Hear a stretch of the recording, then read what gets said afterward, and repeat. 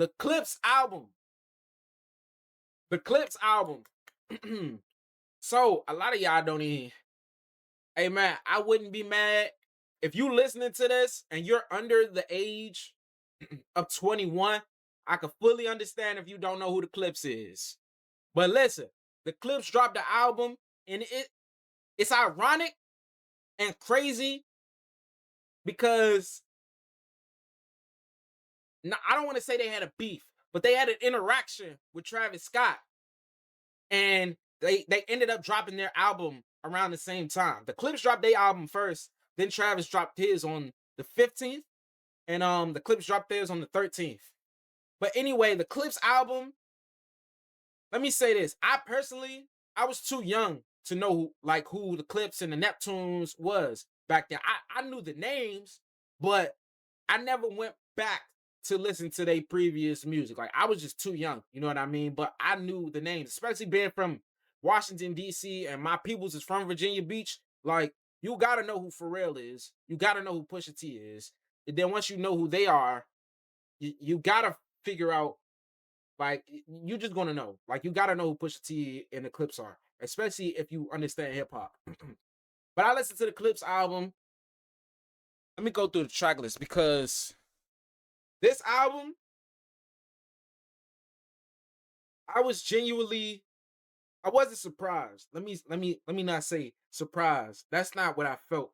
Because a lot of people my whole life been saying, not only are the Clipse like that, Pusha T is that guy, but Malice.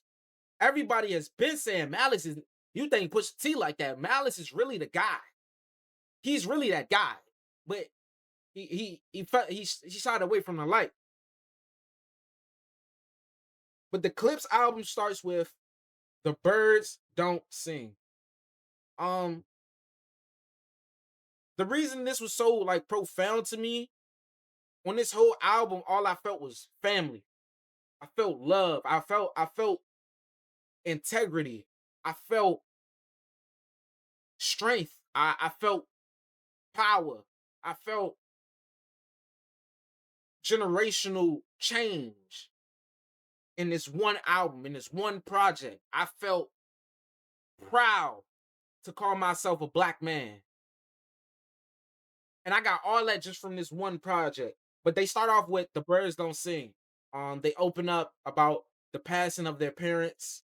They talk about their relationship with their father and what have you. And I don't know. I genuinely thought it was a very profound song. The project, in many ways, just touched me and let me know. I don't know, bruh. You gotta stay true to yourself. Like, I think that's the greatest strength as a human being. Staying true to yourself, staying true to your word,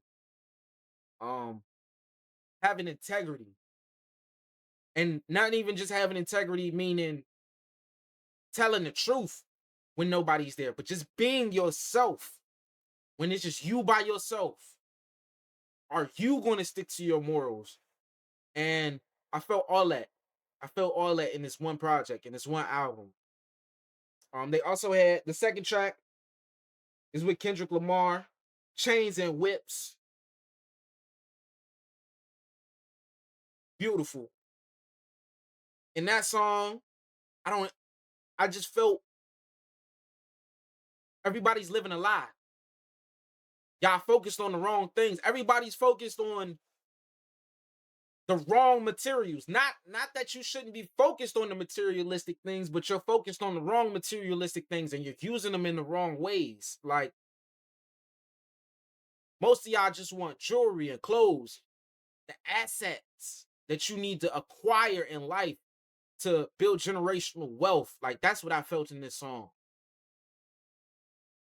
I don't know. There was a lot of emotion in this whole project. And like I said, I'm just proud to call myself a black man after listening to it. I have so many questions I wish I could ask. Then my favorite song on the whole, it might be "Ace and Trumpets." "Ace and Trumpets" might be the best song on there. Let's play that joint one time. Had to see it. Stripper shaking ass and watching the dough blow. But yeah, man, y'all let me know how y'all feel about the Clipse album. Um, Leave your comments down below. Out of 10, I don't know, man. I'm not gonna give it a 10. I give it an 8.5. 8.5 out of 10. Definitely a listen. Um, it's only 13 tracks as well. A very not short, but it's a good listen. If you like hip hop, if you like rapping, you're gonna enjoy the album. But yeah, let me know how y'all feel about it. What you rated out of 10. Um, next.